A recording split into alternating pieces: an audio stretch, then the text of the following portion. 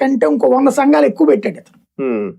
పెట్టి వాళ్ళందరిది కోఆర్డినేషన్ జరుగుతుంది ఇతని తరపున ఎప్పటికప్పుడు. అలా ఎప్పుడో బాగా వేసి కూర్చున్నాడు. రాజకీయాలకి అనుగుణంగా సినిమాలు కూడా తీసాడు. తీసేసి ఆ తర్వాత లాస్ట్ ఫేజ్ లో ఇప్పుడు వచ్చాడు ఇతను. జూనియర్ ఎన్టీఆర్ చేయదలుచుకుంటే అట్లాగే చేసుకుంటాడు. ఇప్పుడు అతను ఎక్కడా అట్లాంటిది అసలు రాజకీయం చేయట్లా. ఇప్పుడు చిరంజీవి అభిమాన సంఘం పవన్ కళ్యాణ్కి అదే వెనుదనుగా నిలిచింది కదా, మెగా ఫ్యాన్స్ అనేటటువంటి వెనుదనుగా నిలిచింది. జూనియర్ ఎన్టీఆర్ ఫ్యాన్స్ అనేటటువంటి దానికి అట్లాగా ఏమి వాస్తవంగా తెలుగుదేశం వాళ్ళే మేజర్ జూనియర్ ఎన్టీఆర్ ఫ్యాన్స్.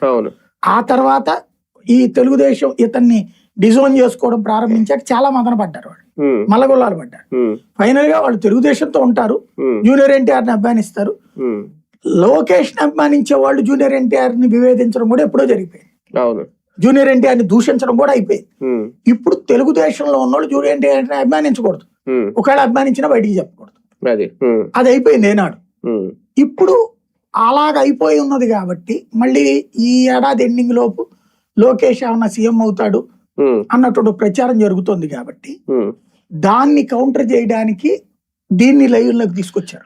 అది ఇక్కడ అదే డౌట్ సార్, దాన్ని కౌంటర్ చేయడానికి వైసీపీకి ఎక్కువ అవసరమా, లేదంటే లోకేష్ సీఎం అవడం ఇష్టం లేని వర్గం కూడా ఒకటి ఉంది టీడీపీలో అనేది ఒక ప్రచారం, అది ఎంతవరకు వస్తుందో నాకు తెలియదు. ఆ వర్గం ఇలా చేసిందని ఎందుకు అనుకోకూడదు? నేను విన్నదైతే కనుక